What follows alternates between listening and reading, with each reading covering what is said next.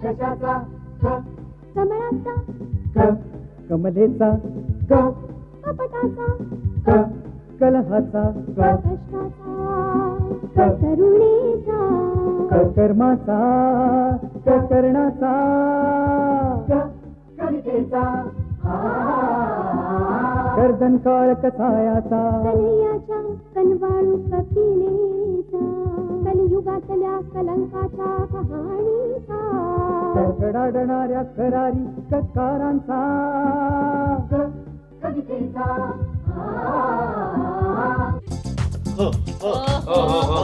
चल लवकर. हिची चाल तुरु तुरु उडते केस बुरु बुरु डाव्या डोळ्यावर पट्ट धरली त्याची मावळ्याच्या उन्हात केवड्याच्या बनात नागिन सळसळली. हा लाजून हसणे हसून ते पहाडे मी ओळखून आहे मी ओळखून आहे सारे तुझे पहाडे सारे तुझे पहाडे न मिस्टर न अरे न चल जा नको मारूस हा नको मारूस हा मला खर्चांचा या काव्य गोचिडचे सहर्ष स्वागत आहे. या गोचिड आला रे आला आला काव्य गोचिड आला आला आला आला आला आला कळलं कळलं. प्रिय मित्रांनो, मला काव्य गोचिड ही पदवी दिल्याबद्दल मी आपली आभारी आहे. कुठे होतीस इतका वेळ? मी कॉलेजमध्ये शिकायला येते, समजलं? म्हणजे आम्ही इथे फिरायला येतो ना. मी असं म्हटलेलं नाहीये. नाही ग, तू तसं म्हटलं नाहीस, पण अर्थ तोच ना. तूच तेवढी हुशार, आम्ही गाढव. काय भक्ती ऐकतेस बघ, तुला काय बोलली? गाढव म्हणायची शी, गाढव शी. ती काही बोलून दे, पण माझा काही संबंध नाही. तुमचं तुम्ही बघा. अच्छा भक्ती, तू सुद्धा ठीक आहे. भक्ती, आजपासून तुझी आणि माझी मैत्री पण दी एंड. तन्मय, उगाच काय? अरे मगाशी तू हिला चक्क काव्य गोचिड म्हणालास, तेव्हा ही तुला काय म्हणाली? किती विनम्रपणे ऐकून घेतलं तिने. आणि आता तू का चिडतोयस? सॉरी. याला काही अर्थ नाहीये. टेक इट इझी यार, टेक इट इझी. आता सॉरी म्हणालोय ना. हो ना, सॉरी म्हणालास ना, पण ते सुद्धा किती रागात. तन्मय, तू ना कधी कधी लहान मुलासारखा वागतोस. ठीक आहे ठीक आहे, मी लहान आहे, बस मी लहान आहे. ए प्रतीक, हा ना फक्त उंचीने वाढलाय. तुला प्रत्येक वेळी बोलते ना, मी सांगतो ऐकून घेणार ना पुढच्या वेळी. गप्पा तू काय बोलते काही? तू थंड घे. मामला खतम. कॉम्प्रो करा, हात मिळवा, शेक हँड करा. चला चला चल रे. युती करा, युती करा, शेक हँड करा. हा, युती जाहीर करा. माझ्या बोलण्याने या बालकास मानसिक त्रास झाल्याबद्दल माझ्याकडून ही सप्रेम भेट. काय काय? विंदांचं बालविधांचं पुस्तक आहे, वाच जरा. मी काय तितका लहान नाहीये. रखलो यार, बाल कवितांचं पुस्तक वाचून तुझ्या बालबुद्धीत काही भर पडली तर काय हरकत आहे? नाही पण खरंय हिचं, खरंय. एक मिनिट भक्ती, तू सुद्धा हे पुस्तक वाच. का? तुझ्याही बुद्धीत भर पडली. एक मिनिट पण मला एक सांगा, बाल कविता या लहान मुलांनीच वाचाव्या, त्या त्यांच्यासाठीच असतात हे कोणी सांगितलं तुम्हाला? त्यात सांगण्यासारखं काय आहे? लहान मुलांसाठी केलेल्या असतात त्या बाल कविता. वेडायस का तू? बाल कवितेचा मुख्य उद्देश मुलांना कविता कळावी, अगदी सोप्या भाषेत कळावी असं जरी असलं ना, तरी मोठ्यांनी त्यातले विचार वाचणं गरजेचं आहे. आणि विंदांच्या बाल कविता तर सगळ्यांना सोप्या भाषेत एक मिनिट भक्ती, तू बघतेस ना, आपल्याला कवितेतलं काही कळत नाही ना, म्हणून हे दोघं आपल्याला गंडवतायत. अरे. हे बघ, हे आता तुम्हाला सांगतो, बाल कविता लहान मुलांसाठी असते, कविता मोठ्यांसाठी असते. काहीतरी उगाच आम्हाला थापा मार नका, आम्हाला कळत नाही. हो, बरोबर आहे. काही बरोबर आहे. बोलतो का? बरोबर आहे. हात मिलाव, हात मिलाव. आपण बरोबर बरोबर, आहे. आपण बरोबर आहे. नाही, काय? त्याचं बरोबर आहे. ए, तू गप्प गप्प ना, ना, तू गप्प ना, त्याचं बरोबर आहे. ए, गप्प बस, सांगू नको काय त्याला कळलं नाही. आपलं बरोबर आहे रे, तू गप्प. आपण सॉरी लावतो. काय चाललंय? Sorry sir. कॉलेजमध्ये एवढ्या मोठ्या नावाचं मला वाटलंच तरी तुम्हीच असालच. काय प्रॉब्लेम काय मला सांगा जरा. बस बसा सर. काय झालं? सर काय झालं सांग. सर हा तन्मय ना उगाच ए, अरे काय उगाच, काय उगाच? ए, तन्मय जरा शांत. काय झालं मला कळू द्या बघ. सर, मला एका प्रश्नाचं उत्तर द्याल? नाही नाही, द्याच. हो. मला याद. तो आता हुकूमच सोडायला लागला म्हटल्यानंतर आता माझा लागेलच आहे. सर, बोल बोल. मला आता सांगा, हा. कविता कोणासाठी असते? अच्छा, तुझा हा प्रश्न आहे का? कविता ही सगळ्यांसाठीच असते, बरोबर. कारण त्या कवितेमधला विचार महत्वाचा आहे, तिचा आनंद लुटणं हे महत्वाचं. काय प्रॉब्लेम काय? आणि बाल कविता कोणासाठी असते? बालकविता ही लहान मुलांसाठी असते. कळलं ना, कळलं तुम्हाला दोघांना? पडली ना तुमच्या दोघांच्या ज्ञानात भर. मला शिकवतायत. अरे मला नीट विचार. नाही, पण मला सांग काय प्रॉब्लेम काय तुझा? काय नाही हो सर, हे दोघं जे आहेत ना, हे दोघं सो कॉल्ड कवितेचे महान अभ्यासक, ते मगासपासून आम्हाला हॅमर करतायत की मोठ्यांसाठी बाल कविता असतात म्हणून. काहीतरी बडबडतात, थापा मार नका आम्हाला. नाही, तू कधी मोठं झालास? मला वाटलं तू आतापर्यंत फक्त उंचीनेच जरा क्या बात आहे सर, द्या टाळी. फटका देईल तुला आता. गप्पा बस. सॉरी चान्स मिळाला की तेवढा घेते का लगेच? त्याच्याकडे बघा तो कसा आला. ए तन्मय, कमाल यार, दारा सोड्यासारखं काय त्याच्यामध्ये? ए मी काय सांगतो ते ऐक. बाल कविता ही लहान मुलांसाठी असते हा विचार आता या क्षणाला तुझ्या डोक्यातून तू पहिला त्याला बाजूला काढून टाक. कारण सांगतो, कारण बालकविता किंवा मोठी कविता, कविता कविता आहे. कवितेचा विचार महत्वाचा, तो सगळ्यांनी वाचायचा असतो, त्याच्यातला आनंद लुटायचा असतो. लहान मुलं निरागस असतात, तर ते आपल्या बालबुद्धीप्रमाणे कवितेचा अर्थ लावत असतात, तसा आनंदही लुटत असतात. आपण काय करतो? आपण फक्त थोडासा वेगळा विचार करतो आणि आपल्या कल्पनेप्रमाणे आपण आनंद लुटत असतो. आणि सर महत्वाचं म्हणजे विंदांची बालकविता खूप परिपक्व आहे. हो, त्यात भिन्न अर्थ दडलेले आहेत. एक लहानांसाठी आणि दुसरा मोठ्यांसाठी. खरंय सर, लहान मुलांना रिझवत असताना मोठ्या माणसांना सुद्धा बरंच काही सांगून जाणाऱ्या विंदांच्या कविता आहेत. बरोबर आहे. एक नाही, दोन नाही, विंदांच्या बालकवितांची जवळजवळ 12 पुस्तकं प्रकाशित झालेली आहेत. हो. मी एक सांगू का, अगदी प्रामाणिकपणे, आजपर्यंत माझा असा समज होता की बाल कविता लहान मुलांनी लिहिलेल्या असतात. बर. तो माझा गैरसमज ना आता दूर झालेला आहे. त्यामुळे ना व्यत्यय केले खेद आहे. कंटिन्यू. माटच आहे.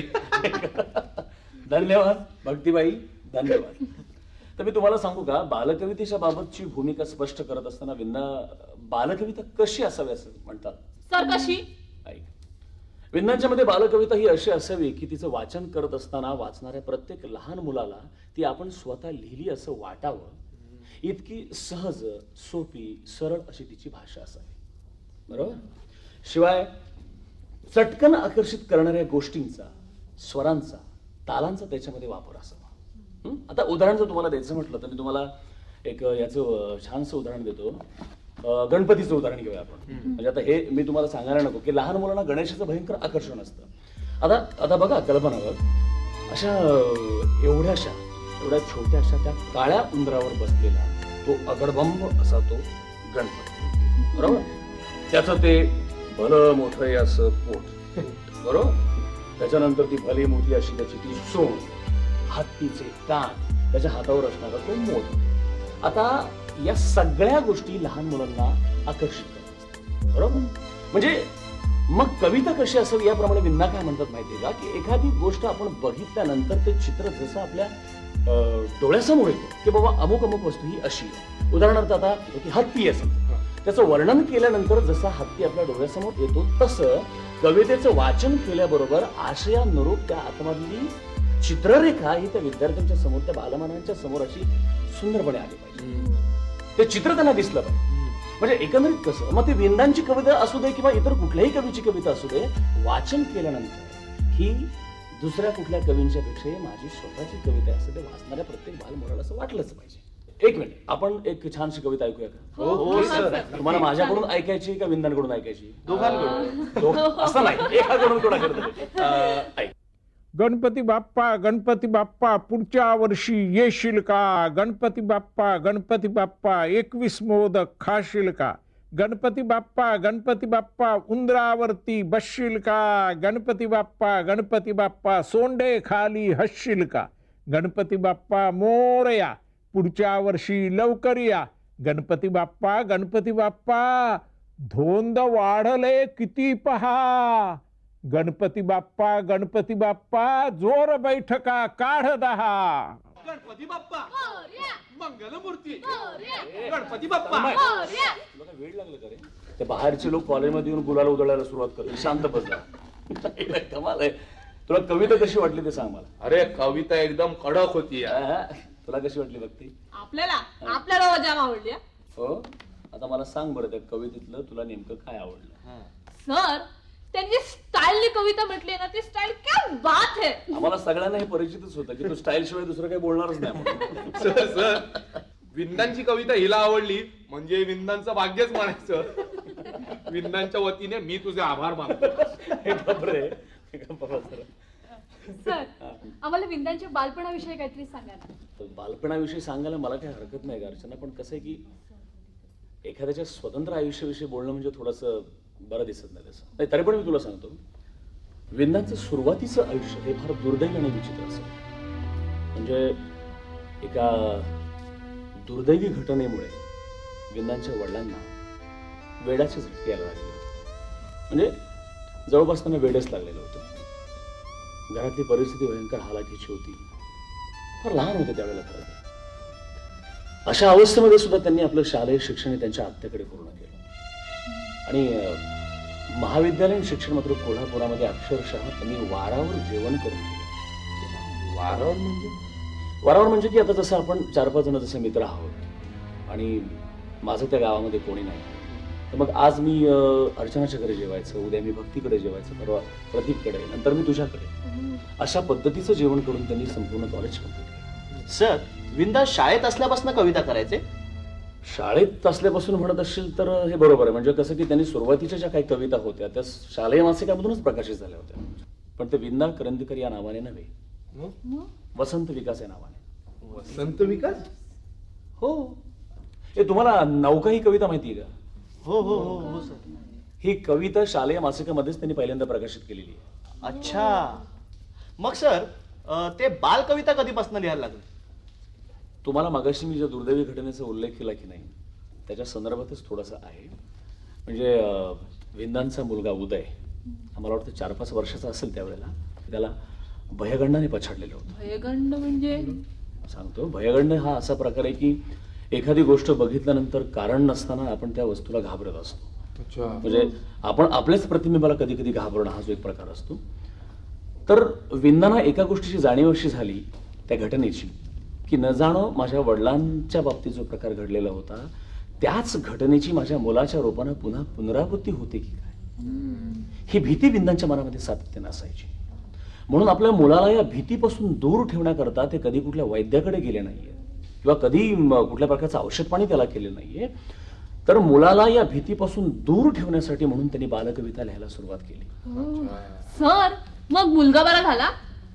अरे आज त्यांची मुलं, सुना, नातवंड, मुली ह्या सगळ्या व्यवस्थितपणे आज आपल्या सुखाचा संसार करतात. छान आहेत अगदी.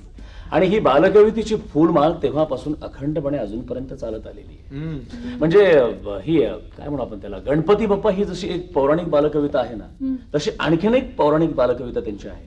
कुठची सर? सांगू का? भीमाचं जेवण.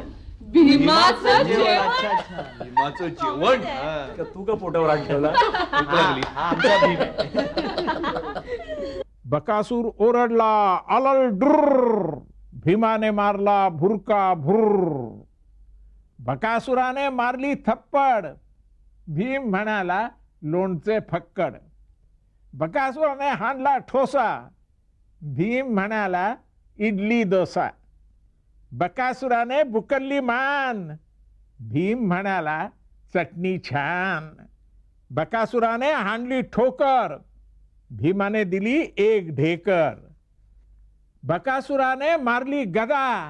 भीम हसला खदा खदा.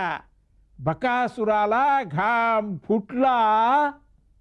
तेव्हा भीम जेवून उठला. भीमाचं जेवण आपला के कॉलेजचं भीमा सर एकदम फुल टू हा. सर, विंदा करंदीकर यांना माधव जुलियन यांचं मार्गदर्शन लाभलं होतं. हो अगदी बरोबर आहे. म्हणजे फक्त माधव जुलियन यांचंच नाही तर माधव जुलियन, त्याच्यानंतर प्रोफेसर मार्टिन, त्याच्यानंतर यशवंत गणेश, या तिघांचंही त्यांना नुसतं मार्गदर्शन नाही पण प्रोत्साहन सुद्धा मिळालं. तुला सांगतो वायजींच्या कडून. वायजी काय झालं? वायजी कोण? अरे वायजी म्हणजे यशवंत गणेश. यशवंत गणेशांच्याकडून स्वतंत्र विचार कसा करावा हे ते शिकले. प्रोफेसर मार्टिनांच्याकडून इंग्रजी साहित्याचा अभ्यास केला, त्याच्यावरती त्यांना चर्चा करता आल्या त्यांच्यासोबत.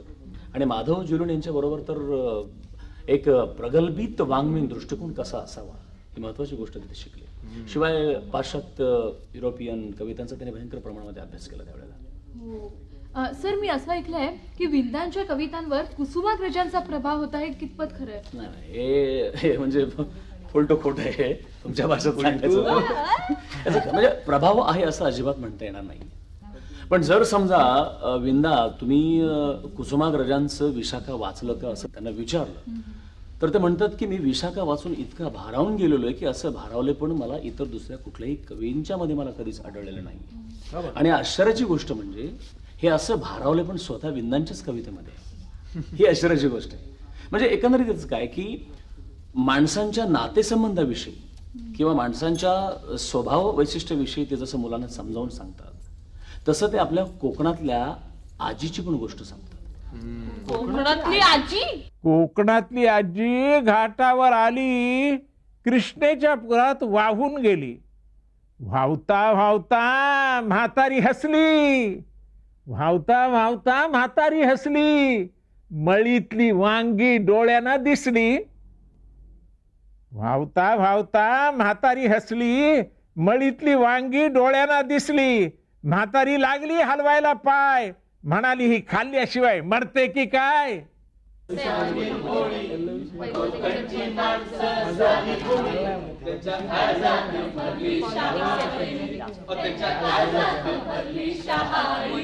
हो तन्मयराव, आमच्या पश्चिम महाराष्ट्रातल्या लोकांच्या काळजामध्ये सुद्धा ऊसाचा गोड रस भरलेला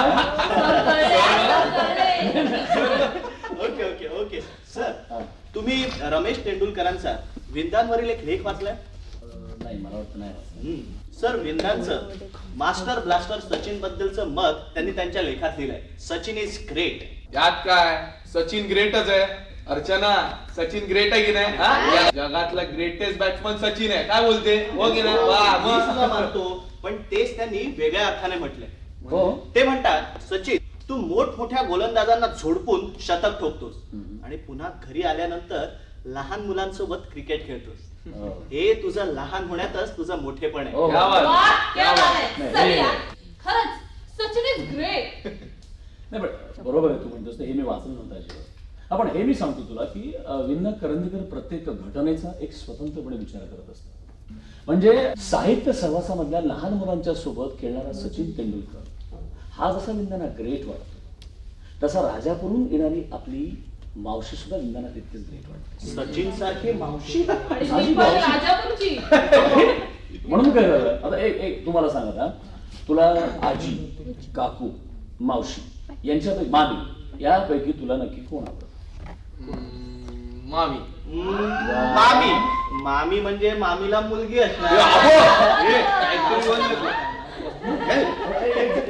फक्त तुला कोण आवडतं? आपल्याला बाबा आत्या आवडते. एखादा काहीतरी जरा चढायला आणत असेल. बरोबर बोलला सर. हा, लोणावळ्याची चिक्की आणते.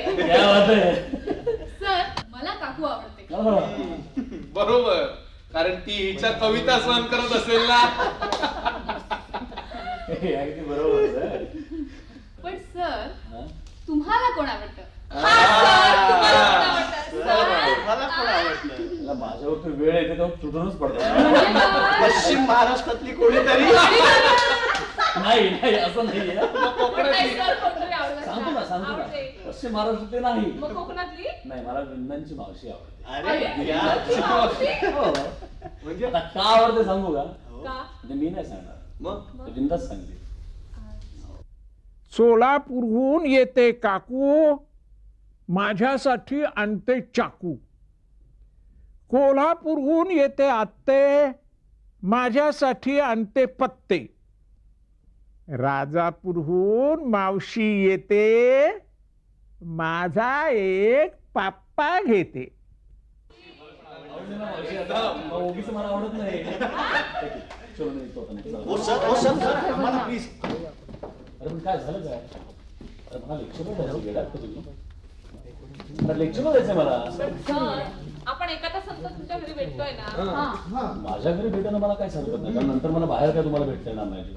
ओके, चलो चल बाय. सर सर काय खायला मिळेल ना? सॉलिड भूक लागली. हा आपल्या केकी कॉलेजचा खरंच भीम आहे. हे पण एक सांगतो, तुलाच बनवावं लागेल. दुसरं महत्वाचं काम, त्या बालकवितेच्या बाबतीत थोडासा विचार करून ठेव. त्या संदर्भात मला तुला थोडंसं काहीतरी बोलायचं. ओके, माझ्याशी काय बोलायचं तुम्हाला? तू घरी आल्यावरच सांगतो ना तुला. ओके, चलो बाय. Okay sir. हे चला रे. पुरे पसे गंगाराम, हे ते कवितांचं पुस्तक दे इकडे. 4-5 कविता पाठ करतो, नंतर लाकडा व्हायला नको. एवढी मोठी आहे. माझ्याशी काय मांडती? तेव्हा मोठी आहे. तू वाच तरी. ही वाच. गारा गारा भिंगोऱ्या. गारा गारा भिंगोऱ्या. हे कविता म्हणतोयस की काढा पितोयस? मला काय सवय? गाऱ्या गाऱ्या भिंगोऱ्या. गाऱ्या गाऱ्या भिंगोऱ्या. बोल. गाऱ्या गाऱ्या भिंगोऱ्या. गाऱ्या गाऱ्या भिंगोऱ्या. गाऱ्या गाऱ्या भिंगोऱ्या, देवा घरच्या रंगाऱ्या. रंगव माझे रंग, आकाशाचे भिंग. भिंगामधली भावली, रंगा मागे धावली. तिला लागली ठेच, राजाला पडला पेच. राजा लागला रडू, भरला माझा गडू. गडू पडला खाली, भावली माझी नाली. भिंग गेले भंगून, दिशा गेल्या रंगून.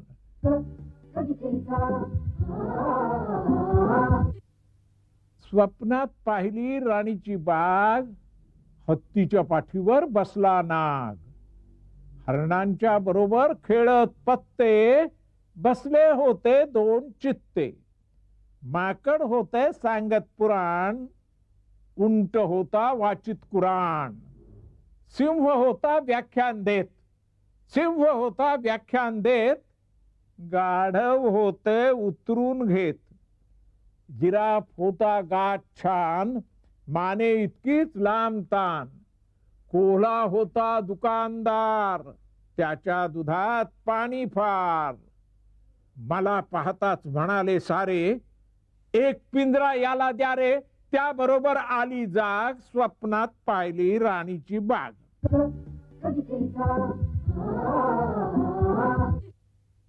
पुस्तकाशी केली कुस्ती, अभ्यासाची चढली मस्ती. शंका पिटल्या काढला कीस, मास्तर झाले कासावीस. गडोबाशी केली गट्टी, अधून मधून घोकमपट्टी. टाक लागला जोळात पळू, शाईच म्हणते जरा हळू. आळस येताच मारली मोठ, नशीब बिशीब सगळे झोट. निकालाचा काढला काटा, पहिला नंबर पेढे वाटा.